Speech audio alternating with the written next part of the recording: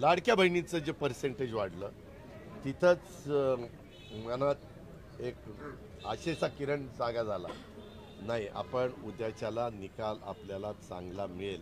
आपल्या लाडक्या बहिणी आपल्याला म्हणजे साथ दिल्या वाचून थांबणार नाही आणि तसंच घडलं.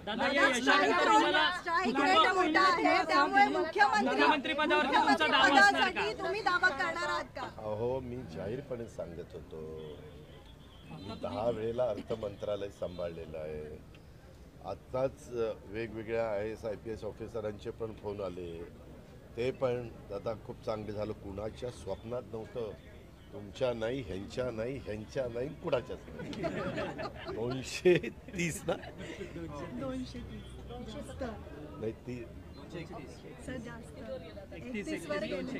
230 म्हणताय की लाडक्या बहिणीने भरभरून दिलेला आहे, त्यामुळे ती योजना चालू राहणार. एकीकडे ही गोष्ट म्हणत असताना दुसरीकडे तुम्ही म्हणताय की आर्थिक शिस्त लागणं महत्त्वाचं आहे. मी करते ना, तू काळजी करू नको. लाभाच्या योजना मी साधारण 75,000 कोटी लाभाच्या योजना, पुढच्या वर्षीचा अर्थसंकल्प जो कोणी अर्थमंत्री मांडेल 7 लाख कोटीचा मांडेल, तर 7 लाखामध्ये 10%नीच 75,000 कोटी होतात. हा, 2100 होणार का? 1500 नाही, एक मिनिट. त्याच्यामध्ये ह्याच्यात जरा तू अभ्यास करू दे. मी बोलताना काय बोललो, माझं प्रत्येक भाषण ऐक. मी काय भाषणात सांगत होतो. अरे तुम्ही आत्ता लगेच काहीतरी वाद काढू नको. आज आनंदाचा दिवस आहे, आज सगळ्यांना समाधानाचा दिवस आहे. तू उगीच काहीतरी त्याच्यामध्ये मिठाचा खडा टाकू नको दुधामध्ये. दादा, तुमच्या या विजयानंतर त्यांच्या विरोधात उभे होते, जे तुमच्या विरोधात उभे होते, तुमच्या घरातलं ते कुटुंब होतं. राजकारण जरी असलं, निवडणूक जरी हो का, मी तुम्हाला स्पष्ट सांगतो, मी लोकसभेला चूक केली. माझ्या पत्नीला बारामतीत उभं करून मी चूक केली. त्यावेळेस मी चुकलो होतो. ह्यावेळेस मी चुकलेलो नाही. माझी उमेदवारी पार्लमेंटरी बोर्डाने पहिली जाहीर केली. मी नको म्हणत होतो. मी शिरूरमध्ये किंवा पुरंदरमध्ये किंवा सिन्नरमध्ये, आणि 3 जागा माझ्या आल्या. ते शिरूरची जागा तर माझी 1.25 लाख मतांनी आली. सिन्नरची जागा अशीच माझी कितीतरी मतांनी आली. पुरंदरची जागा वाटपामध्ये आमच्या एक ह्यांना विजयराव शिवतारेंना गेली, पण ती पण चांगल्या मतांनी आली. सांगायचं तात्पर्य की ही परिस्थिती होती. असं असताना बारामतीकरांच्या करता मी ऐकलं, पार्लमेंटरी बोर्डाचं ऐकलं. ह्यावेळेस मी चूक कबूल केली, इतरांनी कुणी चूक केली. तिकीट का दिलं त्याला? काही गरज नव्हती. त्याची पहिली टर्म होती, त्याला पहिल्याच टर्मला मिठाचा खडा लागल्यानंतर काय होतं ज्याचं त्याला माहिती. आणि जरा शिकू दे ना, अनुभव घेऊ दे ना. एकदम सुप्रियाचं काम केलं म्हणून लगेचच उमेदवारी. अरे आम्ही तिथं 5-5 वर्ष घासली, तिथं कष्ट घेतले. तुम्ही जाऊन बारामतीकरांना विचारा. माझ्या शहराने तर 100%पैकी 80% मतं मला दिलेली. 20% तर जातात ना, तेवढीच लोक विरोधी असावेच लागतात. नाही तर सगळेच असले तर मग आमच्याही डोक्यात सत्तेची नशा चढते, हवा चढते. त्याच्यावर जमिनीवर पाय ठेवून चालायचं असतं आणि नको होतं करायला. परंतु फार म्हणजे माझी आई म्हणत होती हे नको, आजीच्या विरोधात उभा करू नका. परंतु काय सगळे खानदान अक्षरशः प्रचाराला, अगदी काय म्हणजे आमच्या विरोधक आत्तापर्यंत जे उभे असतील त्यांच्या बाबतीत एवढा विरोध झाला नसेल, इतका बारकाईनं सूक्ष्म प्रचार झालेला नसेल एवढा. रॅलीमध्ये काय आमच्या मुली फिरायच्या, ते काय आमच्या काकी काय फिरायच्या. मला इतकं वाईट वाटायचं. काकी माझ्या आईसारख्या, आणि त्या पायाला भिंगरी बांधून ह्या वयात 35 वर्ष मी काकींना बाहेर फिरून दिलं नाही. 35 वर्ष तुम्ही बारामतीकरांना विचारा. आणि मग मला राज्य पण बघावं लागायचं. आणि मग तुम्ही पण म्हणायचं दादा तुम्हाला बारामतीकरांनी अडकून ठेवलं का हो? मी म्हणायचो नाही, मी तिथं थोडा वेळ देतो आणि बाकीचा वेळ राज्याला देतो, आणि राज्यात फिरायचो. अशा पद्धतीनं झालं. पण तो वाईट वाटतं. आणि त्यांना सांगत होतं अरे हे बरोबर नाही. काय एकेकाची भाषणं, आपण कुठल्या स्तराला जातो, काय भाषणं करतो, कशा पद्धतीनं बोलतो आपण. का म्हणजे पहिल्यापासूनही राजकारणात असते तर गोष्ट वेगळी, पण जाऊ द्या. आता दादा तुमचा स्ट्राईक रेट चांगला आहे, मग आता मग मुख्यमंत्री पदावरती तुमचा दावा असणार का? उद्याच्याला माझ्या पक्षाच्या आम्ही सर्व प्रमुखांनी मिटिंग बोलवली आहे आणि ती 5 स्टार हॉटेलमध्ये बोलवलेली नाही, ती देवगिरी बंगल्यावर बोलवलेली आहे. तिथं पाठीमागं आम्ही चर्चा करू, नेता निवड करू आमच्या पक्षाचा. भाजप पण तसाच नेता निवड करेल, एकनाथराव पण नेता निवड करतील आणि त्याच्यानंतर मग आम्ही एकत्र बसू आणि त्याच्यानंतरचा पुढचा राज्याचा प्रमुख कोण, काय, कशा पद्धतीनं सरकार करायचं, कुणाचे किती डिपार्टमेंट कुठले कुणाला वगैरे वगैरे ह्या सगळ्या चर्चा करू. कारण हे झालं की आम्हाला लगेच अधिवेशनाला सामोरं जायचं आहे. त्याच्यामुळे ते अधिवेशन आमच्या दृष्टीनं महत्त्वाचं आहे. दादा पण तुमची सुपर इच्छा होती. तुम्ही अनेक भाषणांमध्ये बोलून दाखवलंय की मी फडणवीस असेल, एकनाथ शिंदे असेल यांच्यापेक्षा सिनियर आहे राजकारणात. तुम्ही नाही, एक मिनिट, ते तुम्हाला गंमत पण कळत नाही. अहो सिन्सिअर अगदी सिरियसली सभा झाल्यावर काही थोडंसं त्याच्यात असं बोलायचं की एक थोडासा हास्य फवारा निर्माण झाला पाहिजे.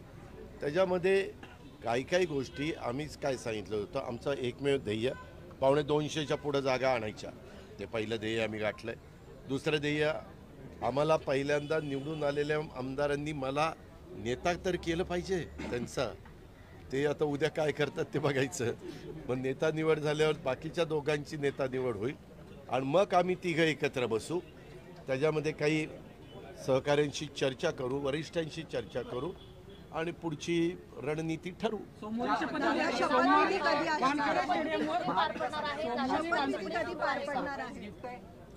शपथविधी, देशाची आर्थिक राजधानी मुंबई आहे आणि महाराष्ट्राची राजधानी मुंबई आहे, तिथं शपथविधी पार पडला. काय वानखेडे स्टेडियमवर शपथविधी होती. तुला कोणी माहिती देते रे? आम्हालाच माहिती नाही, तुला बरी माहिती मिळाली. कधी होणार आहे? महाविकास आघाडीला आणि खास करून संजय राऊतांना सरप्राईज गिफ्ट म्हणायचं का? नाही, नो कॉमेंट्स. ते काय झालंय ते आज इतके म्हणजे त्यांचा मनस्ताप झाला आहे, त्यांना काय बोलावं काय करावं काही सुचेना. ते त्याच्यामुळे त्यांना लकला. दादा तुमच्या विजयानंतर शरद पवारांकडनं तुम्हाला शुभेच्छा आल्यात का? या विजयानंतर काही सुप्रियाताईंकडनं शरद पवार? मला अमित शहांच्याकडनं शुभेच्छा आल्या, माझ्या आईकडनं शुभेच्छा आल्या, ज्या बहिणींनी माझी कामं केली त्या तिन्ही बहिणींकडनं मला शुभेच्छा आल्या. म्हणजे माझ्या मुलांच्याकडनं आल्या, माझ्या पत्नीकडनं आल्या, अशा सगळ्यांच्याकडनं मला शुभेच्छा आलेल्या आहेत. माझ्या कार्यकर्त्यांच्याकडनं आल्या, तुझ्याकडनं आल्या, असं अनेक दुपारी सगळे भेटायला आले ते तेव्हा तुम्ही सगळ्यांनी मला दिल्या ना शुभेच्छा, दिल्या की नाही? तर त्याच्यामुळे तुमच्या शुभेच्छांचा मी स्वीकार केलेला आहे. बापरे, अजून सागरचं व्हायचं. सागर किनारे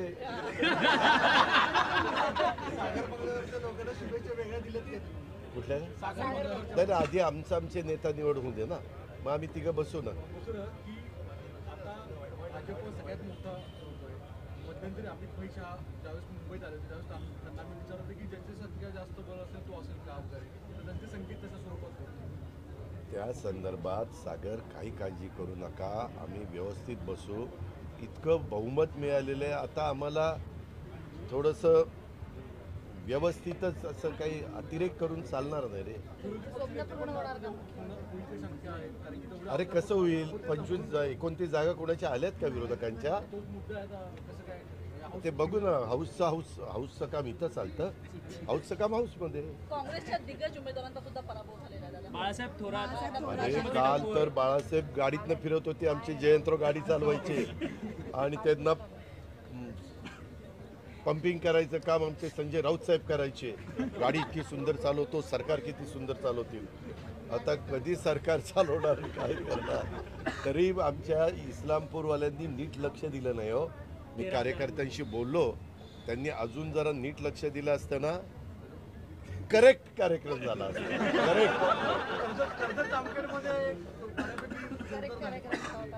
रोहित पवारांना फार टफ गेलाय निवडणूक राम शिंदेच्या विरोधात. पण ते काय झालं अंतिम निकाल? रोहित पवारांचं झालं अशी माहिती. काहीतरी एक हे राहिले होते असं काहीतरी. पहिल्यांदा 354 जाहीर केलं, पुन्हा असं काहीतरी कानावर आलं. म्हणजे हो नाही मला अंतिम मी नंतर कार्यकर्त्यांशीच बोलत होतो, परंतु तिथंही टफ झाली असं मला ऐकायला मिळालं. सारखे पुढं मागं चाललेलं होतं. दादा तुम्ही त्या मतदारसंघामध्ये जास्त लक्ष नाही दिलं, तुमची सभा देखील लागली कर्जत जामखेडमध्ये. अरे बाबा, माझ्याकडं मला जेवढे दिवस मिळाले म्हणजे दिवाळीच्या सुट्ट्या सोडून तेवढ्या प्रत्येक दिवशी मी 5-6 सभा घेत होतो आणि अनेक ठिकाणी मी जायचा प्रयत्न करत होतो. काही ठिकाणी आमच्या तिघांपैकी एक तरी सभा तिथं प्रत्येक विधानसभा मतदारसंघात झाली पाहिजे अशा प्रकारचं नियोजन आम्ही तिघांनी केलेलं होतं. त्या पद्धतीनं मला वाटतं तिथं देवेंद्रजींची सभा मोठी झाली ना, झाली देवेंद्रजींची सभा झाली. दादा हिंदी में बता दीजिए आप नई कई सरकार सवाल में जो है अच्छा उठाए स्ट्राइक रेट आपका है, स्ट्राइक रेट को देखते हुए किस तरह की भूमिका आप एक्सपेक्ट करते हैं नई सरकार में? वही फॉर्मूला होगा जो पहले था या उससे कुछ अलग आप सोच रहे हैं? हम सब मिलके अपने गवर्नमेंट राज्य सरकार के हिसाब से, स्टेट के हिसाब से डिसीजन ले लेंगे. लेकिन दादा जो स्ट्राइक रेट आपका रहा है खास करके कि उसको लेकर आप कौन सी लाडली बहना योजना एक बहुत बड़ा गेम चेंजर है? मुझे ऐसा लगता है लाडली बहना नंबर 1 और रूरल में नंबर 2 3, 5, 7.5 हॉर्स पावर के बिजली माफ वो योजना, तो 2 योजना बहुत इफेक्ट करके गई है ऐसा मुझे लगता है. वो जो नैरेटिव चला बारामती जब सीट नवानी को बोलते लेकर रहे कई सवाल जो है वोट उठाए मत कीजिए, ये सारे जो नैरेटिव चले वो सारे नैरेटिव को अल्पसंख्यक वोट क्या है? लोगों ने सज्जाद नोमानी जो सामने आकर उन्होंने कहा कि वोट न करें, ये सारे नैरेटिव उसके बारे में नो कमेंट्स, क्योंकि क्या है अभी डिसीजन अपने पास रिजल्ट आया है, क्यों इसके बारे में ज़्यादा चर्चा करें. दादा बारामती सीट को लेकर जानना चाहेंगे, कई सवाल जो है उठाए गए थे, आखिर में अब रिजल्ट आ गया है, क्या जवाब देना चाहेंगे? मेरे वोटर्स को मैं शुक्रिया अदा करना चाहता हूँ, थैंक्स बोलना चाहता हूँ. उन्होंने वापस मेरे ऊपर बहुत बड़ी जिम्मेवारी डाली है, वो जिम्मेवारी अच्छी तरह से निभाने की कोशिश मैं इस 5 साल करूँगा. मेरा हमेशा, मैं काम करने वाला आदमी हूँ, मैं काम ही करूँगा अच्छी तरह से. मेरे जो भी डिपार्टमेंट हो डिपार्टमेंट चलाऊँगा और ज़्यादा से ज़्यादा लोगों के मन में ये गवर्नमेंट का काम उनको पसंद आए ऐसा काम करूँगा. दादा आपके घर से ही जादू क्यों चला रहा, खासकर जिस तरीके से प्रचार कर रहे थे, खुद प्रतिभा काकी उतर गई, वो टेक्सटाइल पार्क उनको रोका, इस तरह के नैरेटिव चले. नहीं रे तो बाबा, लगता है आपको बिल्कुल नहीं रोका. 5 मिनट खाली किसी को पता नहीं था. वॉचमैन क्या होता है, कभी कभी ये वॉचमैन रहते हैं कॉन्ट्रैक्ट बेस पे आते हैं, कभी साउथ से आते हैं, नॉर्थ से आते हैं, उनको इतना मालूमात नहीं रहता, इसीलिए 2-5 मिनट ही रुकवा दिया. बाद में उनको तुरंत अंदर लिया, जहाँ जहाँ उनको जाना चाहिए था वहाँ उनको जाने दिया, उनके वर्कर के साथ बात करने दिया और सब ठीक ठाक उनको वेलकम किया, उनको कुछ तो बुके दिया, सब कुछ हुआ. आखिरी सवाल, जिस तरीके से शरद पवार की संख्या 80 से ज़्यादा सीट लड़ी, क्या 10 सीट आ जाना उनका, आप उनको करीब से जानते हैं, उनका स्ट्राइक इस तरह से घट जाना उनके स्टेचर के नेता के लिए, आप उसे किस तरह से देखते हैं? No comments. दादा नवाब भाई हमेशा कहते गए कि सभी कार्यकर्ताओं की इच्छा है कि दादा और शाहिद एक साथ आएँ, तो कार्यकर्ताओं की ऐसी इच्छाओं पे आप कैसे देखते हैं, क्या कहें? अभी देखो, अभी आज ही रिजल्ट आया है, तुरंत ये सोचता है, ये वो सोचता है. अभी मेरे मन में जो मैं सोचता हूँ वो पहले होने दो, बाद में फिर कार्यकर्ताओं का इनका क्या कहना है, उनका क्या कहना है, आपका क्या कहना है, आपका क्या सुझाव है, वो सब देखूंगा. लेकिन अभी फर्स्ट टारगेट जल्द से जल्द, क्योंकि 27 तारीख से पहले गवर्नमेंट ये आना चाहिए, नहीं तो राष्ट्रपती राजवट लागू करनी पडेगी. दादा महायुतीच्या विजयाने राज्यभरामध्ये आता गुलाबी वातावरण निर्माण झालेलं आहे, तुम्हाला अजूनही गुलाल लागलेला नाहीये? अगं बाई, गुलाल अजून वेगवेगळी पदं द्यायची त्याच्यानंतर. दादा विरोधी पक्ष ने ये चलाया कि जो लाडली बहना योजना है उसको इतना पैसा सरकार दे नहीं पाएगी आने वाले समय, हालांकि उन्होंने 3000 का बाद में प्रस्ताव रखा. अब 2100 के आपने बाद में अपने चुनाव प्रचार, ये देखो, क्या वो पॉसिबल है आने वाले समय में? अभी योजना बंद तो नहीं होगी. हमने 1500 का काम शुरू किया है. पहले 1500 का तो हमें ठीक ठाक तरह से करने दो, फिर बाद में हमें रिसोर्सेज बढ़ाना पड़ेगा, बाकी इंतज़ाम करना पड़ेगा।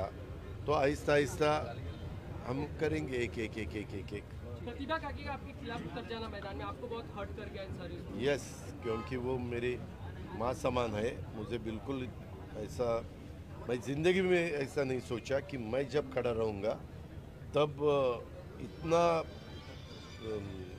आगे आके वो मेरे खिलाफ प्रचार करेंगे, सबके घर जाएंगे, मिलेंगे। सब बोलते थे काकी, उनको भी काकी बोलते वहाँ, काकी आपण 35 वर्षात नाही आला, 30 वर्षात नाही आला, एकदम तुम्ही कसं काय आला? काही काहींनी बोलून दाखवलं।